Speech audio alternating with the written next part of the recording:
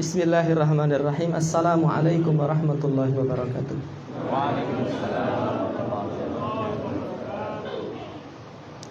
Innal hamdalillah nahmaduhu wa nasta'inuhu wa nastaghfiruhu wa na'udzu billah min shururi anfusina wa sayyiati a'malina. Man yahdihillahu fala mudilla lahu wa may yudlil fala hadiya lahu. Wa asyhadu an la ilaha illallah wahdahu la syarika lah wa asyhadu anna Muhammadan abduhu wa rasuluhu sallallahu alaihi wa ala alihi wa ashabihi wa man tabi'ahum bi ihsanin ila yaumiddin, amma ba'd.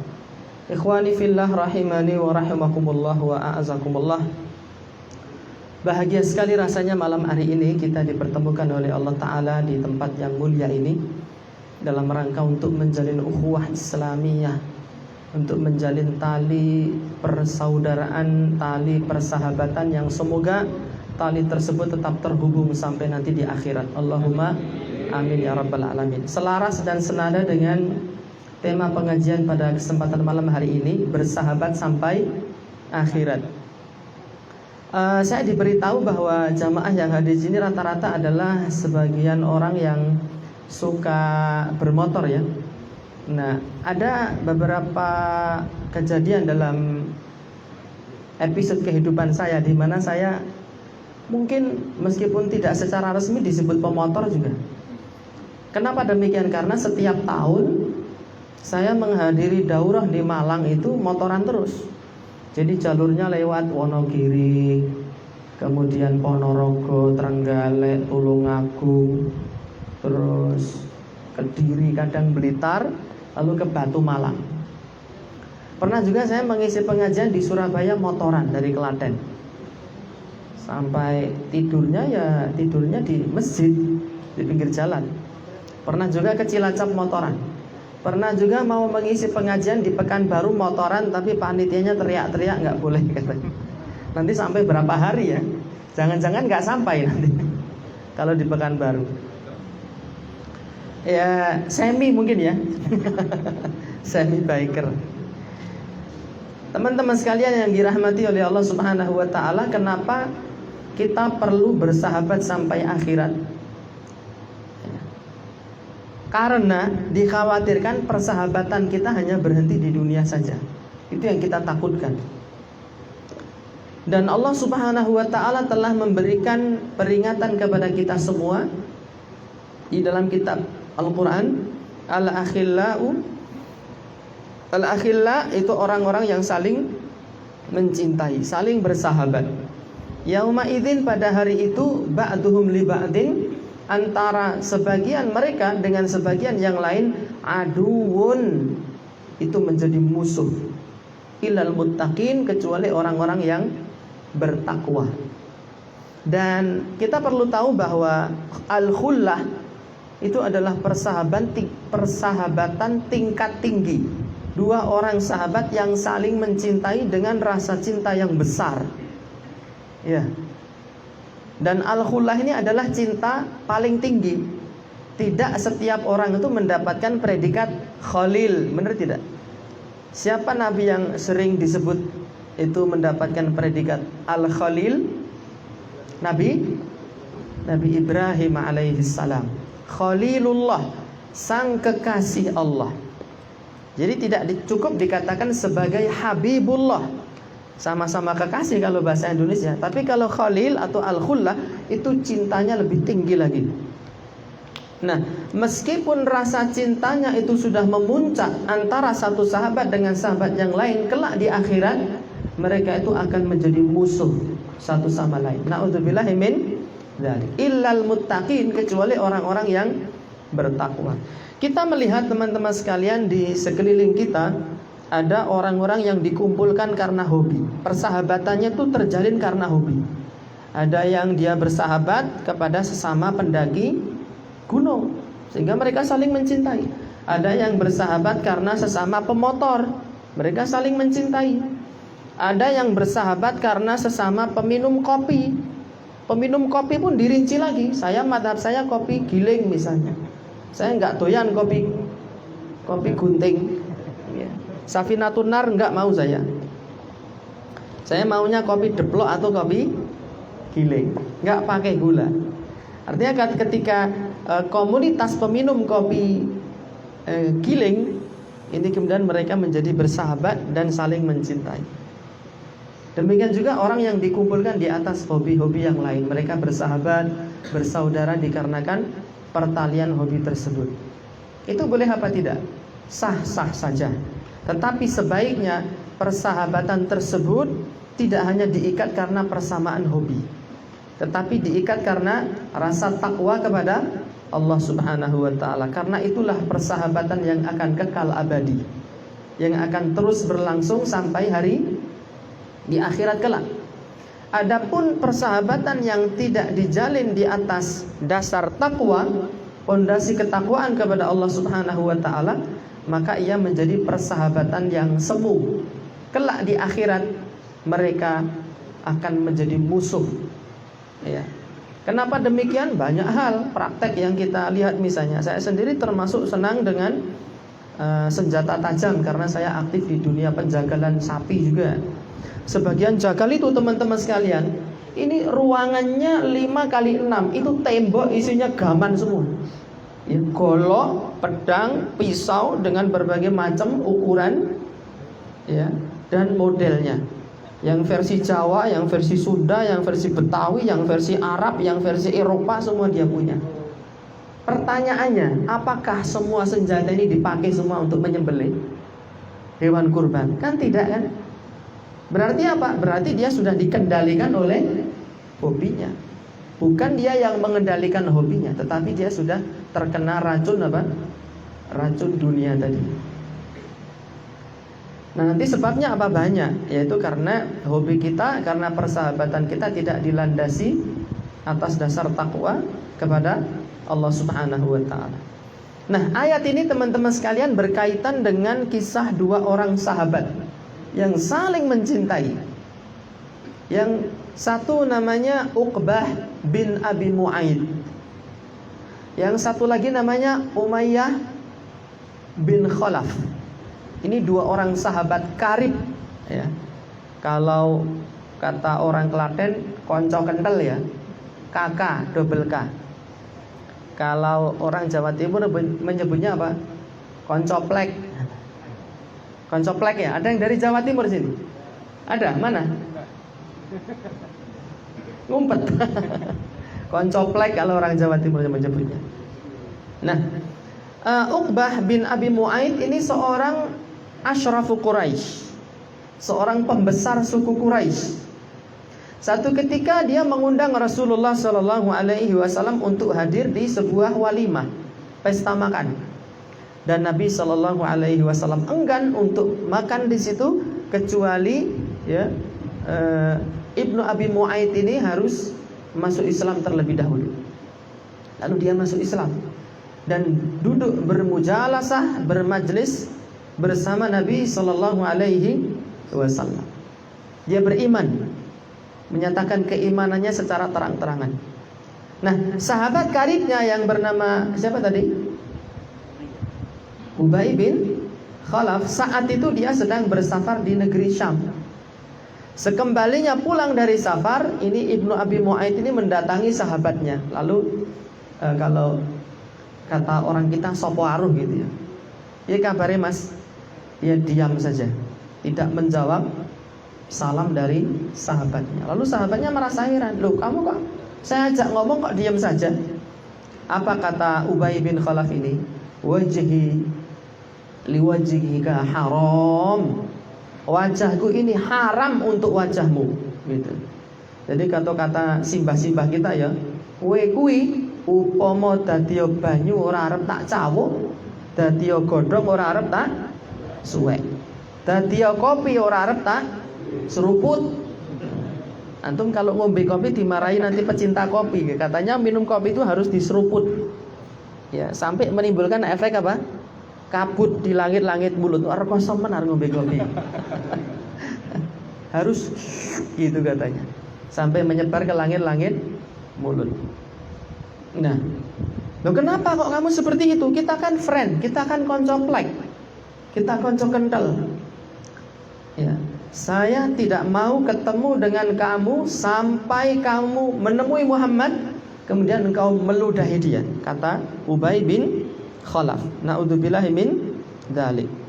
Disebutkan di satu riwayat, faqala lahu khaliluhu, Ubay bin Khalaf ini mengatakan kepada sahabatnya, la ardo, saya tidak ridho kepada engkau, hatta tarji'a wa ta'tihi fi majlisihi, sampai engkau datang kepada Muhammad di majlisnya, fatabzuqu fi wajhihi, kemudian engkau meludahi Muhammad, wa tashtumuhu bi akhbath ma ta'lamu minasyatam, kemudian engkau mencaci makinya dengan makian yang paling buruk, makian yang paling busuk yang pernah kamu tahu.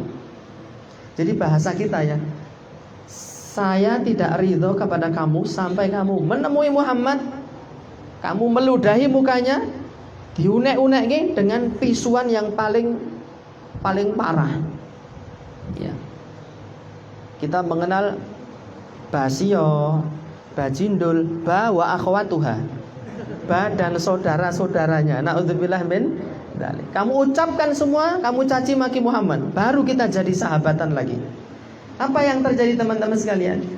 Ya, Ibnu Abi Mu'ayth ini lebih mencintai sahabatnya daripada ketakwaan dan keimanan. Lalu dia mendatangi Nabi, dia meludahi Nabi, kemudian mencaci maki dengan makian yang luar biasa parah. Na'udzubillah min dzalik. Kemudian turunlah ayat tadi itu, al-akhillau yauma idzin ba'duhum li ba'din aduwwun illal muttaqin. Orang yang saling mencintai, orang yang bersahabat, nanti di akhirat itu mereka akan menjadi musuh satu sama lain, kecuali orang-orang yang bertakwa. Di dunia memang mereka saling mencintai, saling setia, solidaritas tanpa batas. Na'udzubillah min dzalik. Tetapi di akhirat, karena persahabatan mereka tidak dilandasi oleh ketakwaan, oleh keimanan, kelak mereka akan menjadi musuh. Maka sah-sah saja kita berhobi, kita memiliki kesenangan, tetapi aktivitas kita dalam menjalankan hobi itu harus senantiasa dilandasi dengan aktivitas menuntut ilmu. Harus ada ngajinya dalam setiap kegiatan kita, supaya kegiatan yang bernuansa dunia tadi, ya, kita rubah menjadi berpahala di sisi Allah. Makanya Al-Imam Muhammad bin Shalih Al-Utsaimin rahimahullahu taala di dalam kitab Syarah Arba'in Nawawiyah menyatakan, di antara fungsi niat itu teman-teman sekalian, tamyizul adati minal ibadati wa tamyizul ibadati ba'diha ala ba'd. Di antara fungsi niat itu membedakan antara perkara adat dengan ibadah, antara perkara dunia dengan perkara akhirat. Dan di antara fungsi niat itu membedakan antara ibadah satu dengan ibadah yang lainnya. Tidur misalnya, tidur itu ibadah apa perkara kebiasaan saja? Ya, tidur itu adat, kebiasaan saja. Tapi kalau kita meniatkan tidur itu untuk beribadah kepada Allah, berubah menjadi ibadah. Gimana caranya tidur kok beribadah? Berwudu sebelum tidur, itu sunnah Nabi. Allah akan utus malaikat. Kalau antum sebelum tidur berwudu, Allah utus malaikat. Selama antum tidur, malaikat itu la yanqalibu sa'atan illa wa huwa yaqulu, dia tidak akan pernah lengah satu detik pun kecuali dia mengatakan, Allahumma ighfir li abdika fulan li'annahu bata tahiran. Ya Allah, ampunilah si fulan karena dia tidur dalam keadaan suci. Malaikat pemukul arsy itu dikatakan oleh Nabi jarak antara telinga dengan pundaknya ini 70 tahun perjalanan burung terbang. 70 tahun perjalanan. Jadi malaikat itu gede apa kecil? Gede apa kecil? Antara telinga dan pundaknya ini 70 tahun perjalanan. Jadi untuk naik motor 70 tahun itu baru sampai. Ya. 70.000 tahun. Bukan 70 tahun. Besar sekali. Kalau seseorang tidur ditunggui, dijaga oleh malaikat, ada nggak kira-kira setan yang memadoroti dia? Itu setan satu kabupaten ya, kerja bakti gotong royong untuk mengganggu antum tidak akan bisa ketika antum dijaga oleh malaikat Allah Subhanahu wa ta'ala. Kemudian membaca kulhu falak nas, ayat kursi ditiupkan di telapak tangan, diusapkan seluruh tubuh, diulangi 3 kali. Kemudian tidurnya telentang atau miring ke kanan dan tidak tengkurap, karena itu cara tidurnya Rasulullah Sallallahu Alaihi Wasallam. Berpahala, sama-sama tidur. Tetapi kalau niatnya rusak, ya meskipun seseorang sholat, ya ibadahnya itu hanya bernilai adah, hanya bernilai kebiasaan. Tapi ngapa sholat? Oh, pakai urut tua aku. Sholatnya dia ndak bernilai pahala. Makanya zaman dulu saya masih kecil suka mendengar ceritanya Kiai Haji Zainuddin MZ. Setan itu nggak berani masuk ke masjid mengganggu orang sholat. Ditanyalah kenapa? Itu ada orang tidur itu. Loh, kok sama orang sholat kamu nggak takut, sama orang tidur kok takut? Itu tadi kuncinya. Dia sholat hanya karena adat, sedangkan orang ini tidurnya bernilai ibadah di sisi Allah Subhanahu wa ta'ala. Nah, ini peringatan untuk kita semua. Apakah hobi kita mendaki gunung, apakah naik motor, apakah senjata tajam, apakah bela diri, apa yang lainnya, semuanya harus diselingi dengan aktivitas menuntut ilmu dan diwarnai dengan kegiatan-kegiatan Islam agar dia bernilai ibadah di sisi Allah. Dan agar persahabatan kita itu kekal sampai di akhirat.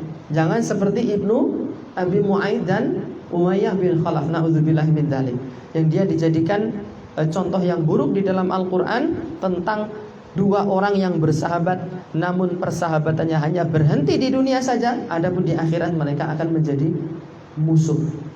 Na'udzubillahi min dzalik.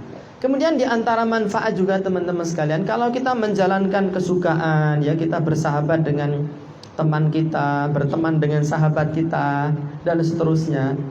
Kalau tidak dilandasi ilmu agama maksudnya, maka kekeliruan yang kita lakukan itu jauh lebih banyak daripada kebenarannya.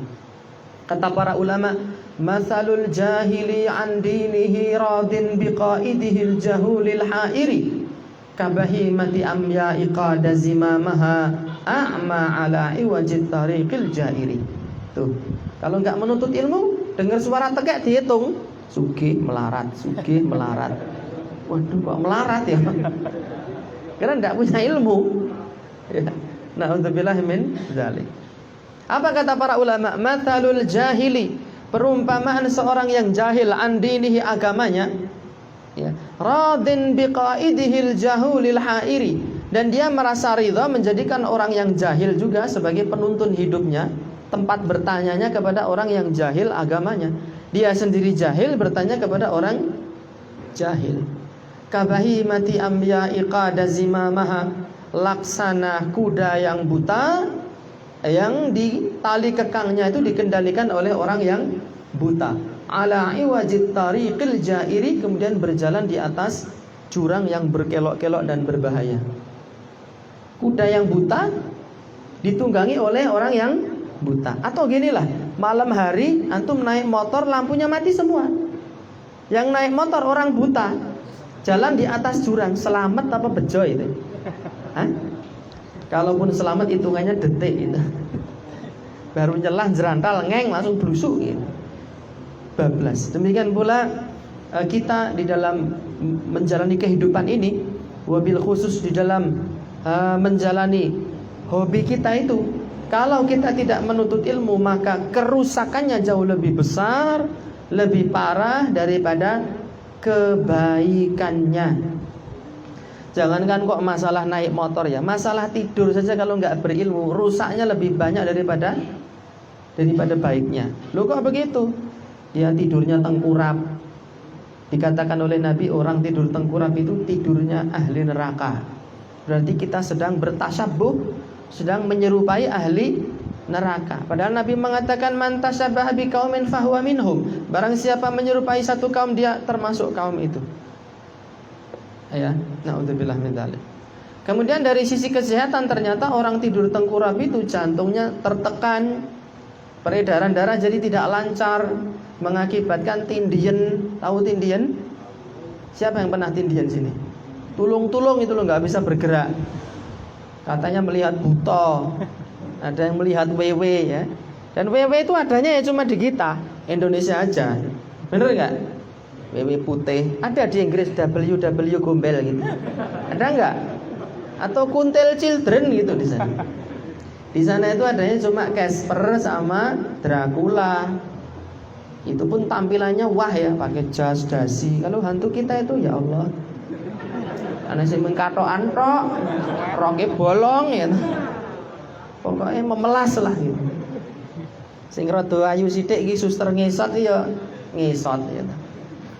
Serba memelas. Itu manfaat kalau orang tidak memiliki ilmu, tidur saja dia melakukan banyak apa? Banyak kerusakan. Ketika tidak bisa tidur misalnya, dia akan melakukan hal-hal yang justru dilarang oleh agama. Seperti itu.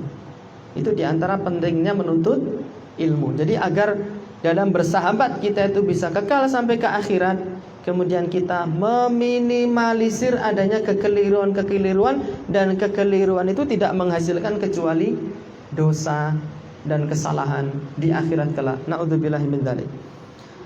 Ikhwani fillah rahimani wa rahimakumullah wa a'azakumullah. Kemudian apa toh yang disebut dengan persahabatan? As-sadaqatu, itu persahabatan itu secara bahasa, atau Ar-Raghib Al-Asfahani menyatakan as-sadaqatu sidqul i'tiqad fil mawaddah. Kejujuran keyakinan di dalam mencintai orang lain. Kita itu ketika bersahabat tentu kan kita mencintai sahabat kita. Kalau nggak mencintai nggak mau kita bersahabat dengan seseorang. Itu makna sahabat. Dan tadi Allah Subhanahu wa taala ya sudah memberi rambu-rambu kepada kita bahwa orang yang bersahabat itu kelak di akhirat akan menjadi musuh kecuali orang-orang bertakwa. Al-Imam Ibnu Katsir rahimahullahu taala di dalam tafsir Ibnu Katsir jilid ke-12 halaman 324 menyatakan tatkala menafsirkan ayat ini, apa kata beliau? Kullu sadaqatin wa sahabatin li ghairillah. Setiap pertemanan dan persahabatan yang tidak dilandasi karena Allah Subhanahu wa taala, fa innaha tanqalibu yaumal qiyamati adawah.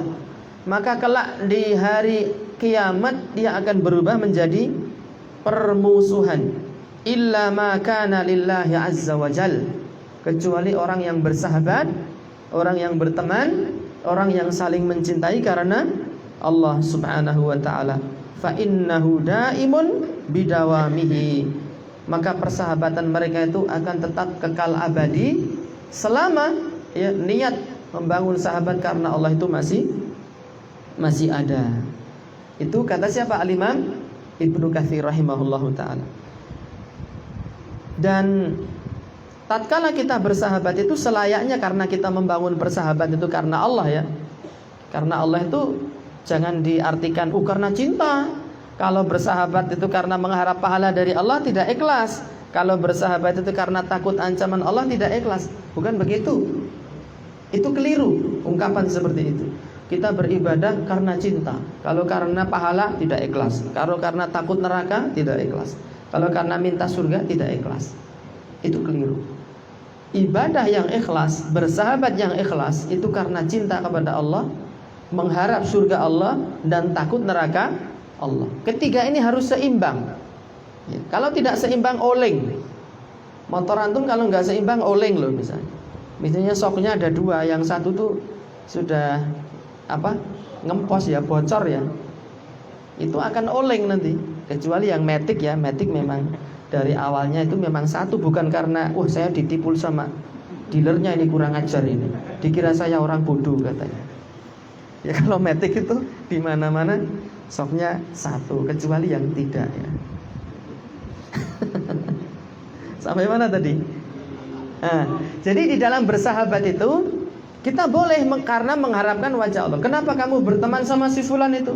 Loh, saya berteman karena si fulan itu karena Allah, karena mengharapkan surga dari Allah Subhanahu wa taala. Apa toh yang dijanjikan Allah untuk orang-orang yang bersahabat karena Allah Subhanahu wa taala? Bersahabat karena ketakwaan kepada Allah. Nah, disebutkan dalam satu riwayat Nabi SAW bersabda, Khairul ashabi indallah khairuhum li sahibihi. Khairul ashabi indallah khairuhum li sahibihi. Sebaik-baik persahabatan di sisi Allah adalah sahabat yang paling baik kepada sahabatnya. Wa khairul jirani indallah khairuhum li jarihi. Dan sebaik-baik tetangga adalah tetangga yang paling gemar berbuat baik kepada sahabatnya. Seperti itu.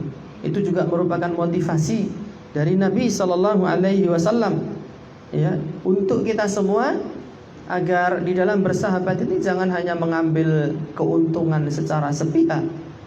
Ya, kalau persahabatan kita karena Allah, kata Allah sebaik-baik persahabatan adalah sahabat yang paling banyak memberi kepada sahabatnya.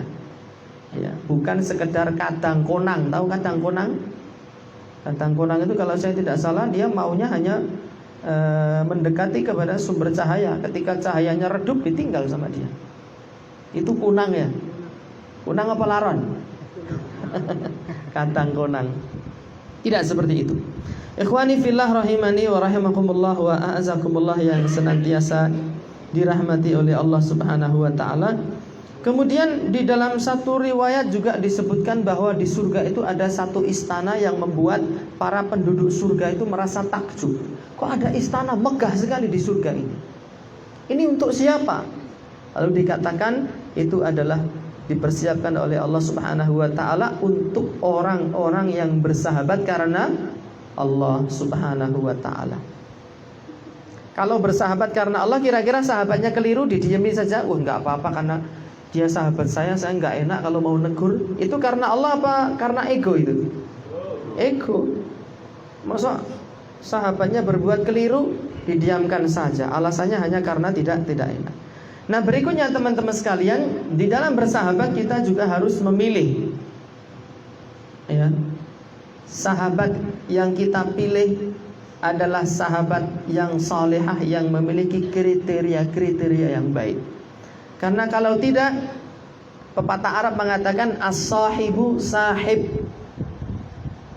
Sahabat itu akan menarik. Di dalam bahasa hadis disebutkan al-mar'u ala dini khalilihi. Seseorang itu bergantung kepada agama sahabatnya. Falyangduril mar'u man yukhaliluhu.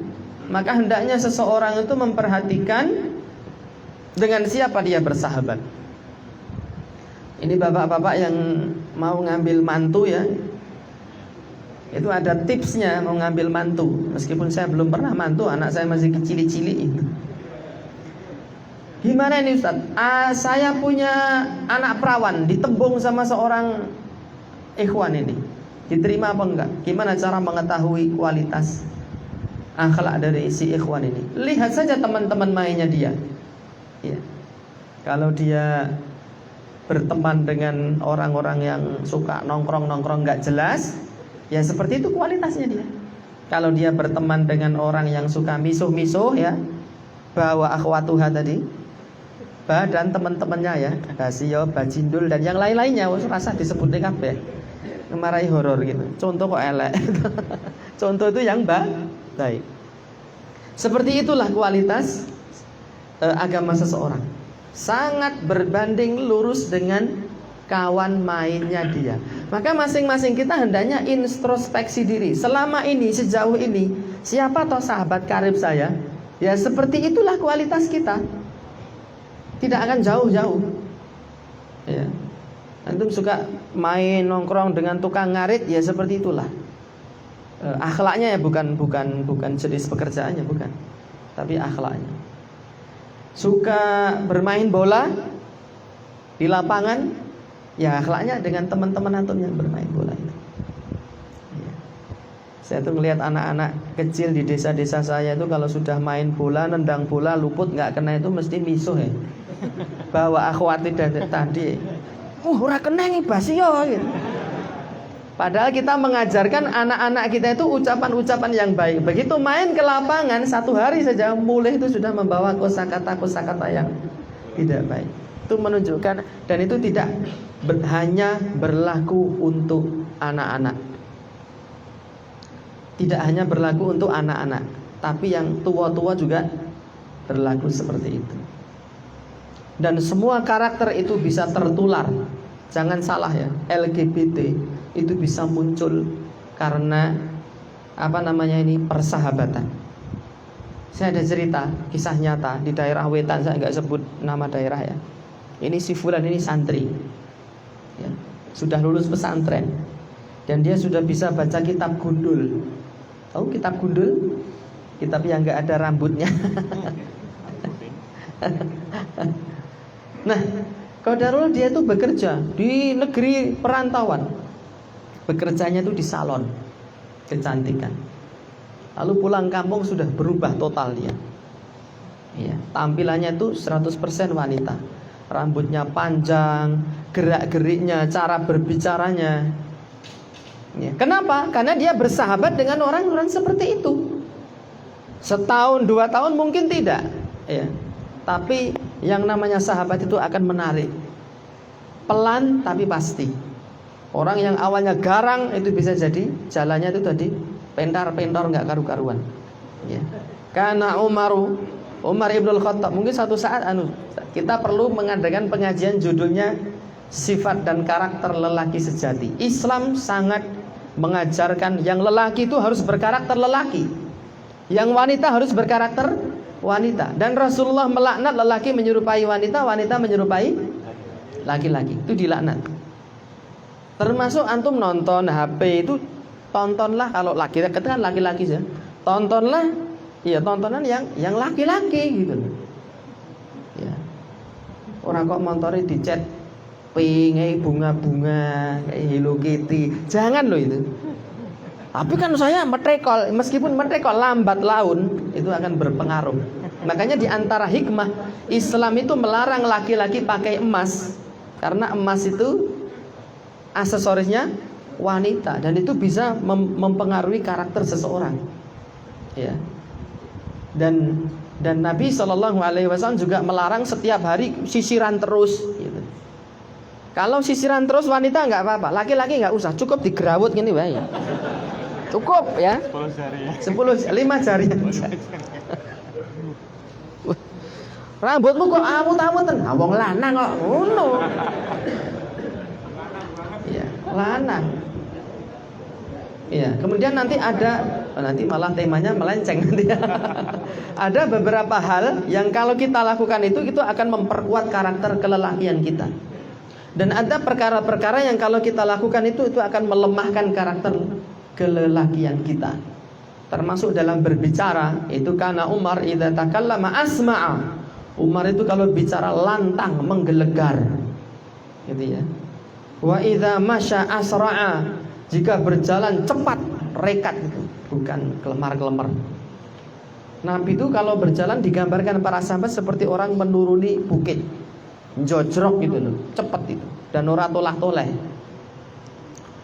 Wa idza dharaba auja'a. Umar itu kalau memukul auja'a itu bikin kelenger gitu. Kalau dharaba sekedar memukul, kalau auja'a des gitu langsung geblak. Itu pukulan apa itu? Uppercut apa namanya? Langsung dari bawah gitu. Nah itu sahabat ya. Makanya kita harus hati-hati di dalam memilih sahabat. Sahabat bagaimana yang hendaknya kita pilih? Yang pertama yang memiliki ala aqlur rajih, yang cerdas, yang bijaksana. Jangan bersahabat dengan orang-orang yang dungu ya. Jangan bersahabat dengan orang-orang yang dungu, karena hanya akan membawa kecelakaan bagi kita ya. Contoh ini, saya pernah menjadi orang dungu. Waktu saya berjalan bersama sahabat saya,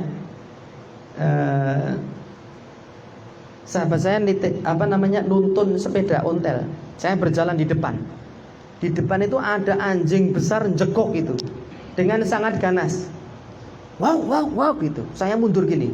Saya pegang teman saya, Kang, ojo wedi Kang.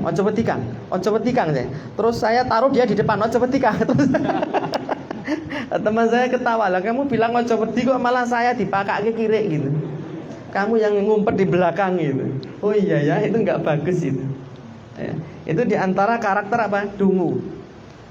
Ya, maka tidak disarankan kita bersahabat dengan orang dungu.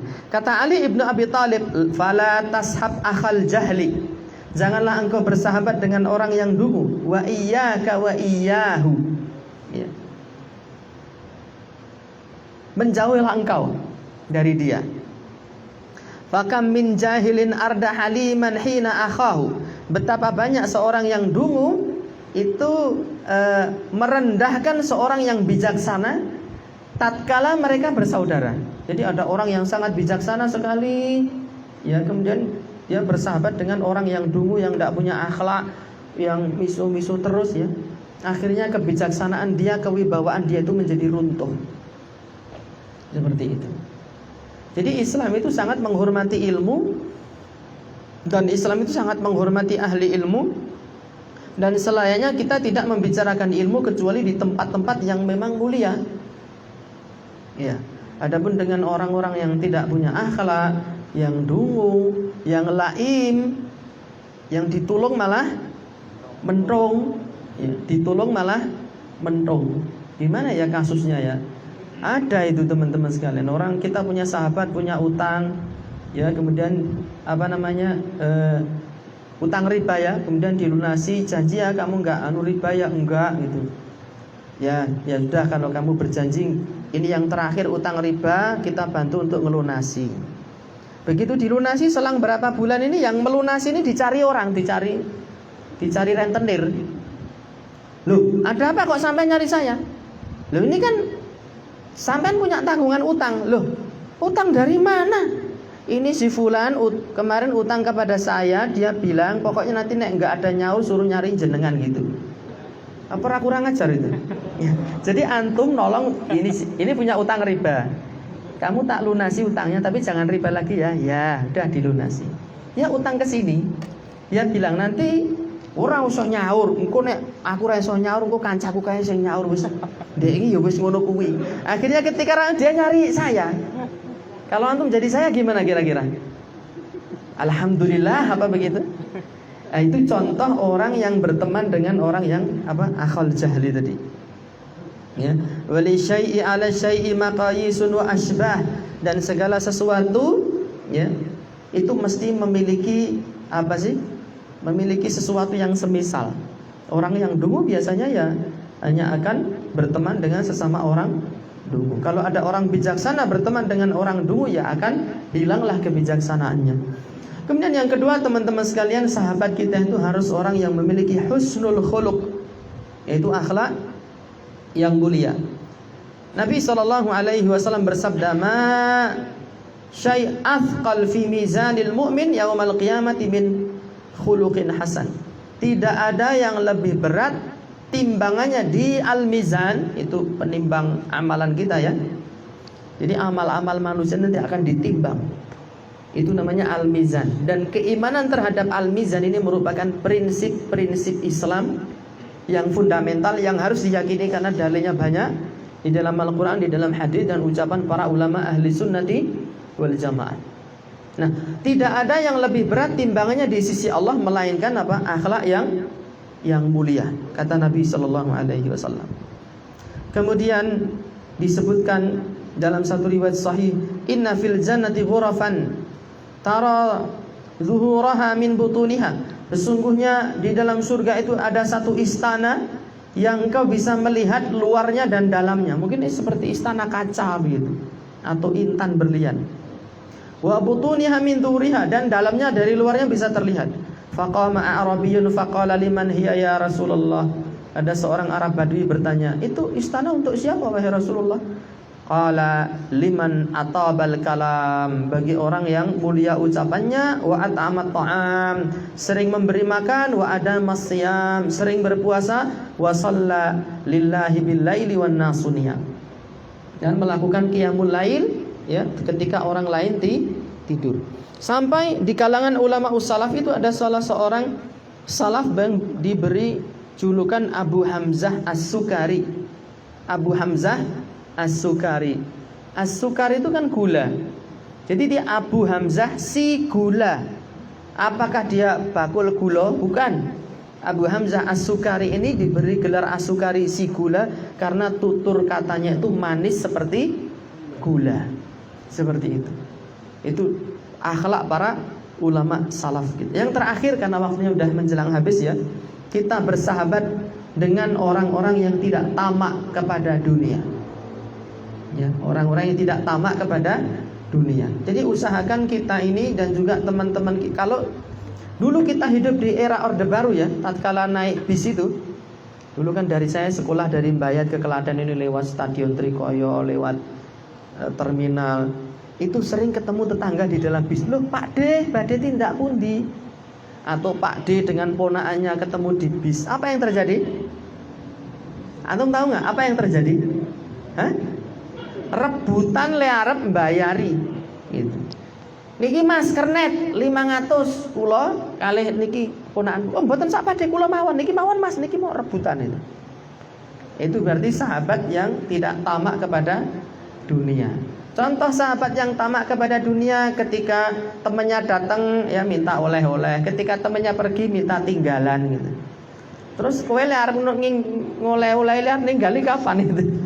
Wah, datang ini dari perantauan, yuk kita makan-makan. Biar mangkat ke perantauan toh, makan-makan. Waduh, rembuk iki teko di seteri arep lunga di seteri, dedel duel gitu. Dan disebutkan oleh para ulama kita, musahabatul harisi 'ala dunya, bersahabat dengan orang yang tamak terhadap dunia, samun qatil, itu seperti racun yang mematikan. Li'anna tibaa majmulatun 'ala tashabbuhi wal iqtida. Karena perilaku seseorang itu biasanya apa? Majbulatun, dia itu muncul 'ala tashabbuhi. Karena berteman, kalau kita berteman dengan orang yang rakus, maka kita lambat laun juga akan ketularan rakus terhadap dunia. Balit tab'u yasriqu minat tab'i min haitsu la yadri sahibuhu. Bahkan perilaku seseorang itu kadang bisa merubah perilaku temannya dalam keadaan temannya itu tidak sadar. Kalau kita berteman dengan orang yang tamak dengan dunia, lambat laun kita menjadi orang tamak namun kita tidak sadar. Yang tahu itu orang lain. Kita itu tamak apa enggak, atau kita termasuk orang yang dermawan yang menilai itu orang lain, keluarga kita, ya tetangga-tetangga kita, sahabat kita. Bagaimana penilaian mereka? Seperti itulah kondisi kita. Apakah kita orang yang dermawan ataukah justru orang yang tamak?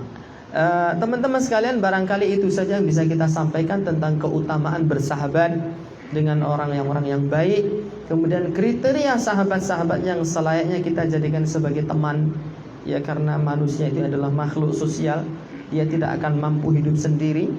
Dan orang yang tidak menjalin persahabatan, dia lebih rentan diganggu oleh syaitan. Kata Nabi, serigala hanya akan menerkam domba yang terpisah dari rombongannya. Maka tetaplah berjamaah, tetaplah bersahabat. Namun jamaah kita, sahabat kita hanya dengan orang-orang yang baik, dengan orang-orang yang saleh. Kalau kita ketemu mereka, ingatnya akhirat. Kalau kita ketemu mereka, terinspirasi untuk melakukan kebaikan. Dan jangan lupa juga berdoa kepada Allah Subhanahu wa taala agar kita diberikan istiqomah terus menuntut ilmu, di samping juga sah-sah saja kita menjalankan hobi, tetapi aktivitas menuntut ilmu itu harus senantiasa kita lakukan. Wallahu taala alam bisawab. Wa sallallahu ala nabiyyina Muhammadin wa alihi wa sahbihi wa sallam, wa akhiru da'wana alhamdulillahi rabbil alamin. Jazakallahu khairan atas ilmunya pada malam hari ini, luar biasa, sehingga kita bisa tahu depan kita bisa memilah sahabat-sahabat yang perlu kita jadikan sahabat, ya. Orang-orang yang perlu kita jadikan sahabat itu seperti apa. Dan sudah dijelaskan oleh Ustaz bahwasanya ada beberapa, tadi hanya 3 poin Ustaz ya, karena waktunya sudah habis. Itu kita nanti kita kasih ulang, kita ingat kembali, murojaah kembali apa yang disampaikan Ustaz, supaya nanti kita bisa mengamalkan apa yang disampaikan oleh Ustaz. Baik, mungkin ada yang mau ditanyakan kepada Ustaz. Tafadhol. Ada yang mau bertanya kepada Ustaz?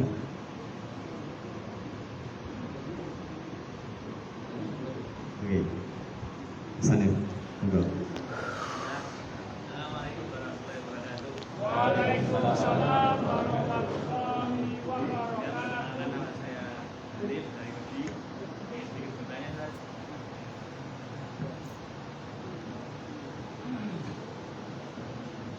Cek.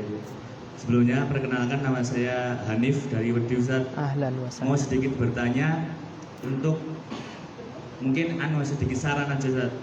Bagaimana kalau semisal kan tadi ada kita diminta untuk tidak berteman ataupun dengan orang-orang yang sudah dijelaskan oleh Ustaz tadi. Nah, semisal dalam kehidupan, khususnya saya sendiri di sini mungkin pengalaman, memang ada teman-teman yang seperti itu Ustaz, dan bagaimana cara untuk bisa bergaul dengan mereka gitu. Iya. Mungkin itu saja. Ya.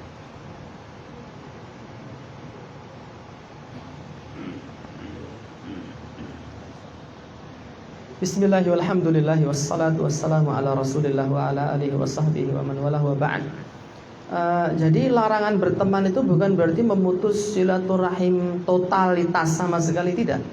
Karena selama seseorang itu masih menjadi orang Islam, dia memiliki hak sebagai saudara sesama muslim. Atau dia berstatus sebagai tetangga kita, maka dia memiliki hak sebagai orang Islam dan hak sebagai tetangga. Seandainya dia bukan orang Islam, gugur hak sebagai orang Islam, tetapi hak sebagai tetangga masih berlaku. Atau dia memiliki hak kekerabatan, meskipun bukan orang Islam, bukan tetangga, tetapi dia masih kerabat, dia memiliki hak kekerabatan. Tetapi yang kita bahas pada malam hari adalah sahabat karib, ya, konco kental tadi, konco plek, ya, teman yang konco dolan yang dindi, ya, ngaji bareng, motoran bareng, ya, bahkan mungkin dulu sekolahnya dari TK sampai kuliah bareng terus, satu meja terus. Kemudian yang satu mengaji dan berusaha meninggalkan kemungkaran-kemungkaran yang selama ini dilakukan. Itu harus berbesar hati meninggalkan sahabatnya. Illa kecuali kalau dia mampu menarik sahabatnya untuk mengikuti jejak dia di dalam meniti jalan hidayah. Dan masing-masing orang itu mengetahui kadar diri. Sekiranya kita dominan dan kita mampu, diajak supaya dia juga merasakan manisnya hidayah Islam ini, hidayah sunnah ini, supaya dia juga sama-sama menuntut ilmu. Tetapi kalau tidak, atau justru malah kita yang ketarik kembali ke dunia kemaksiatan yang dulu, maka tinggalkan dia. Artinya apa? Mulai mengatur jarak. Bukan berarti tidak bertegur sapa sama sekali, sekedar say hello, assalamualaikum, gimana kabarnya sekarang, sebatas itu saja, ya. Adapun berteman karib maka tidak. Kemudian yang perlu kita lakukan juga adalah mendoakan sahabat kita tadi yang barangkali belum mau ngaji. Dan doa tulus itu biasanya akan kita ucapkan berkali-kali, tidak hanya satu kali. Ya Allah, berikan hidayah kepada sahabat saya. Sudah, enggak. Bahkan antara adzan dan qomat, saran saya ya, antara adzan dan qomat itu jangan berhenti berdoa. Karena itu waktu mustajab, mengangkat tangan. Syekhul Islam Ibnu Taimiyah menjelaskan di dalam Majmu' Fatawa, Syekh Bakar Abu Zaid menjelaskan di dalam kitab Tashihud Du'a bahwa mengangkat tangan ketika berdoa pun ada fikihnya seperti ini. Nih. Dua tangan digabung, ya, perut telapak tangan ini menghadap ke langit, diangkat sejajar pundak atau telinga. Jadi kalau berdoa seperti ini. Atau sejajar telinga. Itu cara berdoa. Atau cara kedua, punggung telapak tangan ini menghadap kiblat. Misalnya sana kiblat, saya berdoanya begini.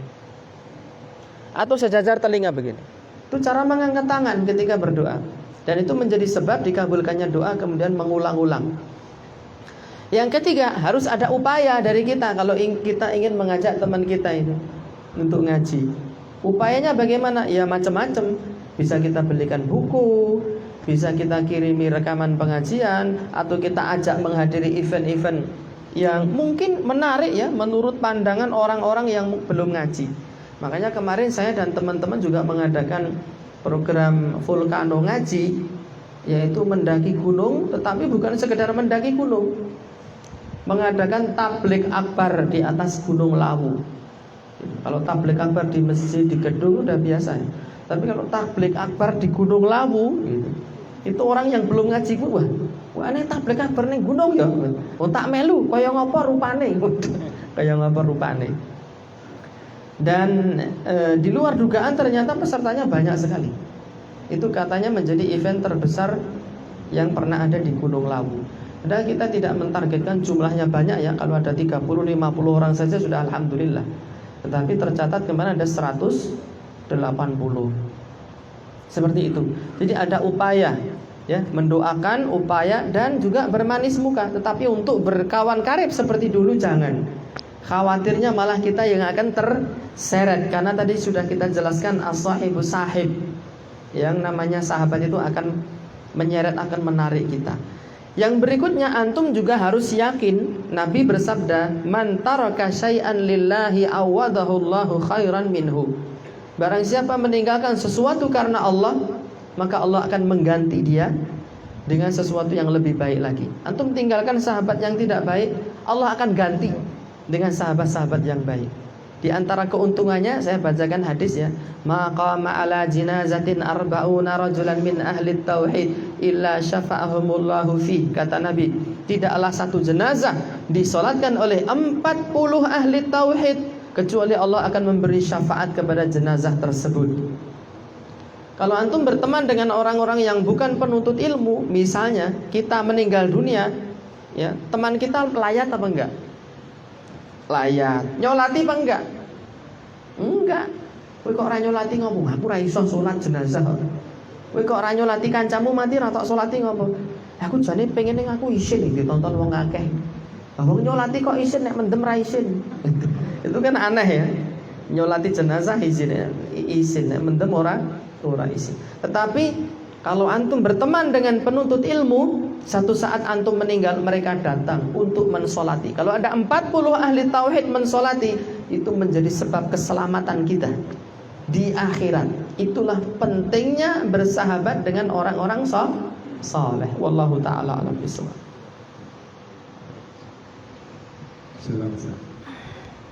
Ada yang lain? Bertanya? Monggo.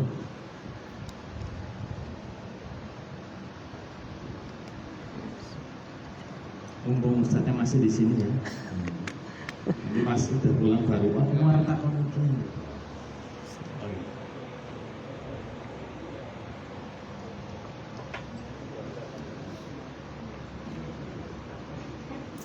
Assalamualaikum warahmatullahi wabarakatuh.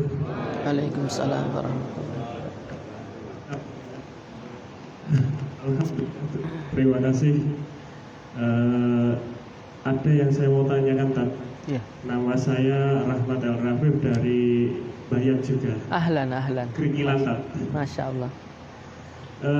Pertanyaan saya menyikapi pertemanan yang kadang kita kan tidak satu pengajian. Kita ada beberapa pengajian, misalkan teman-teman dari NU, ada teman-teman dari Muhammadiyah, ada yang kan gitu. Iya.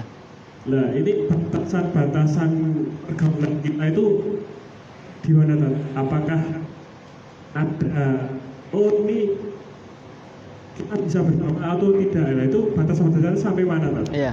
Kadang kita mau terlalu fanatik dengan pengajian kita kan gitu. Itu saja, Tan, mungkin. Terima kasih.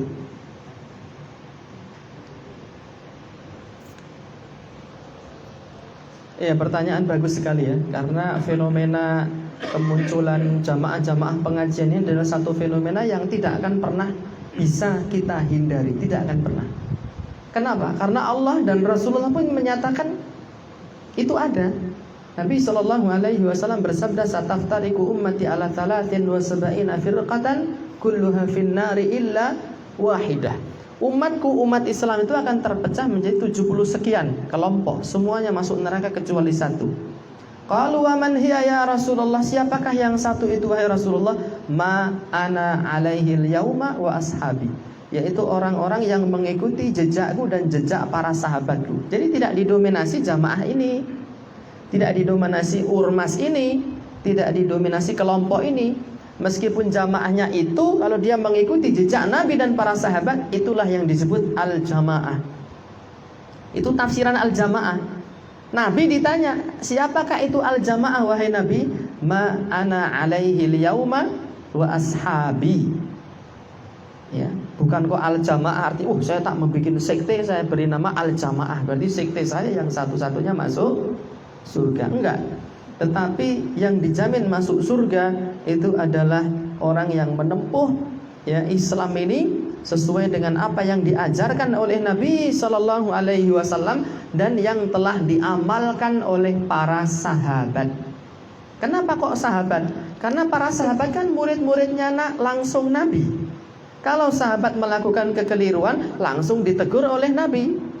Dan Allah sudah ridha kepada para sahabat. Radhiyallahu anhum wa radu anhu. Allah ridha kepada mereka dan mereka ridha kepada Allah.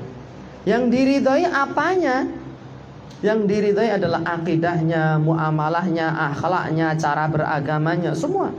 Agama mereka sudah diridhai. Maka kalau kita ingin selamat, kita menempuh manhaj dan metodologinya para sahabat. Seperti itu. Itu yang pertama. Jadi yang selamat itu tidak didominasi oleh ormas tertentu, kelompok tertentu, jamaah tertentu, masjid tertentu, tidak. Semua berpeluang untuk menjadi kelompok yang selamat selama dia mengikuti Al-Quran dan hadis yang mencocoki pemahaman para sahabat. Seperti itu yang pertama. Kemudian yang kedua, nah dari sekian banyak ajaran Islam ini ada yang sifatnya prinsipil, ada yang sifatnya khilafiyah ijtihadiyah. Ya, sifatnya prinsipil. Contoh nih, contoh antum berteman dengan seorang sahabat ini. Dia memiliki keyakinan bahwa nikah mut'ah itu boleh. Apa nikah mut'ah? Kawin kontrak. Jadi saya nikahi kamu ya selama 7 hari 7 malam, nanti kalau habis waktu akan bercerai dengan sendirinya. Dan itu ada. Masa apa eneng? Neng Klaten ya eneng, menungsane eneng, saya tahu. Ya. Karena saya ngaji itu sudah lama ya. Dari sejak saya masih sekolah SMP. Ya. Jadi beberapa kelompok yang memiliki pemikiran-pemikiran aneh itu tahu. Itu sudah masuk ke dalam ranah prinsip-prinsip agama yang fundamental. Maka tidak boleh kita bertoleransi. Ya. Karena itu sudah pemikiran sesat. Kemudian ada lagi yang menganut akidah manunggaling kawulolan Gusti. Jadi Allah itu bersatu dengan manusia. Saya itu melakukan syariat, ini adalah tahapan pertama ya. Kemudian saya ma'rifat, saya sudah mengenal Allah. Lalu saya sudah mencapai derajat hakikat. Saya nggak melihat lagi dunia ini, sudah nggak kelihatan. Yang kelihatan hanya keindahan zatnya Allah subhanahu wa ta'ala. Sehingga saya sudah tidak sadar lagi dengan sekeliling ini. Karena saking indahnya Allah, saya sudah kehilangan akal sehat saya, kehilangan kesadaran. Dan itu ada dalilnya teman-teman ya, dalilnya adalah kisahnya para wanita yang dikasih buah dan pisau, lalu Nabi Yusuf disuruh lewat. Tatkala melihat keindahan Nabi Yusuf itu, mereka mengupas jarinya dan gak kerasa, hilang kesadaran, melongo gini. Wah ning cah gandenge kaya ngono ya. Gak kerasa, jemarinya ini terpotong. Hilang kesadaran tatkala melihat indahnya Nabi Yusuf. Lah ini orang ini bukan melihat Nabi Yusuf, dia melihat indahnya Allah subhanahu wa ta'ala, lebih hilang kesadaran lagi. Karena Allah sudah menyatu dalam dirinya. Itu sudah menyentuh ranah-ranah prinsip agama. Tidak boleh kita berteman dengan yang memiliki akidah seperti itu. Dalam artian kawan karib ya, tidak boleh. Kenapa? Mana sisi kebatilannya? Kok ada manusia ngaku ngelihat Allah antum percaya? Itu weng menurut saya. Karena Nabi Musa pernah ngomong sama Allah, Rabbi arini angdur ilaika. Ya Allah, perlihatkan dirimu, aku ingin melihat engkau. Siapa ini? Nabi Musa. Nabi Musa bukan sembarang nabi. Dia Nabi Ulul Azmi. Nabi Ulul Azmi ada berapa? 1 Nuh, 2 Ibrahim, 3 Musa 4, Isa 5, Muhammad. Ini nabi pilihan deh. Dari sekian para nabi, 5 ini yang istimewa. Nabi Musa termasuk. Dia ingin melihat Allah. Apa kata Allah? Lan tarani, hai Musa, engkau tidak akan mampu melihat aku.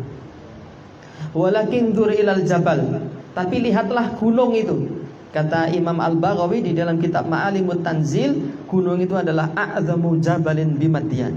Gunung terbesar yang ada di negeri Madian, di mana Nabi Musa tinggal, di negara tersebut.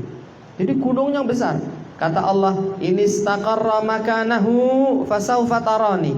Jika kalian masih melihat gunung itu tetap berdiri kokoh di tempatnya, engkau bisa melihat aku. Falamma tajalla rabbuhu lil jabal, tatkala Allah tampakkan dirinya di sebalik gunung, ja'alahu dakka. Allah jadikan gunung yang besar itu runtuh, mustawiyan bil ardi, rata dengan tanah. Bayangkan kalau Merapi itu rata dengan tanah, apa yang terjadi? Klaten hilang dari peta dunia. Lawang pucuke mung kerwak sithik ngono geger tahun 2006 itu. Bener enggak? Ya, waktu itu saya jadi relawan juga di mana itu? Gor. Ya, para pengungsi ada di Pemda, sebagian ada di Gor. Ya. Gunung tidak mampu menghadapi Allah. Wa kharra Musa sa'iqa, dan Nabi Musa jatuh tersungkur pingsan. Tidak kuat melihat Allah. Kok ada orang ngaku saya melihat keindahan wajah Allah dan saya menjadi kehilangan kesadaran. Eneng sik percaya ngono kuwi. Nabi Musa lu enggak kuat. Kok ada menungso sing dudu nabi ngaku bisa melihat Allah. Hasya wa kalla, mustahil. Ngapusi gedebus kerincing. Ngoyoworo itu. Ya, jangan diweng itu. Nah, wong bayat malah lebih serem lagi, Mas. Uteknya gesut ngono. Parah. Tapi jangan ditiru ya. Weng ngono bae. Ya. Kemudian sisi kebatilan yang kedua, kalau melihat Nabi Yusuf saja diiris tangannya enggak kerasa, harusnya orang ini melihat Allah diiris tangannya ya ora kerasa, kalau perlu dibeleh ora kerasa. Kan Allah lebih indah dari Yusuf kan? Kalau melihat Nabi Yusuf diiris saja enggak kerasa, harusnya melihat Allah diketok gulune ora kerasa. Indah sekali, ora kerasa. Harusnya begitu ya. Tapi coba orang yang ngaku mencapai derajat hakikat manunggaling kaula Gusti, coba ora sah diiris gulune ya, disogok nganggo eri ngono, bokonge ngono, kira-kira jundil apa ora gitu ya. Yang ketiga, para wanita itu hilang kesadaran itu kan hanya sepersekian menit toh. Orang bendino edan terus enggak begitu. Ya. Maka kita perlu menuntut ilmu, Mas. Ujung-ujungnya kembali ke ilmu lagi. Ya. Tatkala kita harus mensikapi ini, teman kita beda pengajian, beda kelompok, maka kita harus membedakan. Dia ngadain acara, wah acara gimana nih? Ya. Kalau sudah menyentuh masalah-masalah yang prinsipil dalam agama, tidak boleh. Tapi kalau masih dalam ranah khilafiyah, ijtihadiyah, ya, sholatnya menggerak-gerakkan jari tangannya, yang ini enggak, kemudian sujudnya tangan dulu atau lutut dulu, atau karena beda bordiran ini, sablonan begini, dia ini beker subuhan, mungkin suatu saat saya bikin beker maghriban misalnya, misal ya, lalu waduh dia bukan, enggak seperti itu. Itu justru kita termasuk orang-orang yang memecah belah agama kalau kita berfanatik seperti itu. Wala takunu minal musyrikin minal ladzina farraqu dinahum wa kanu syi'a kullu hizbin bima ladaihim farihun. Jangan kalian seperti orang-orang musyrikin yang memecah belah agamanya, masing-masing kelompok merasa bangga dengan kelompoknya masing-masing. Tidak boleh seperti itu. Tetapi kewajiban kita mempelajari Islam ini dari sumbernya yang asli, bukan dari jari ini dan jari ini, katanya dan katanya. Ya, agar kita itu berjalan, bermuamalah, berteman pun ala basiratin, berdasarkan ilmu. Wallahu taala alam bisawab.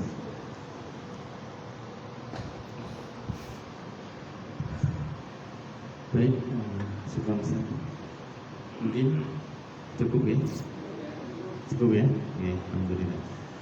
Baik, alhamdulillah untuk sesi kajian pada malam hari ini sudah kita akhiri. Alhamdulillah, mudah-mudahan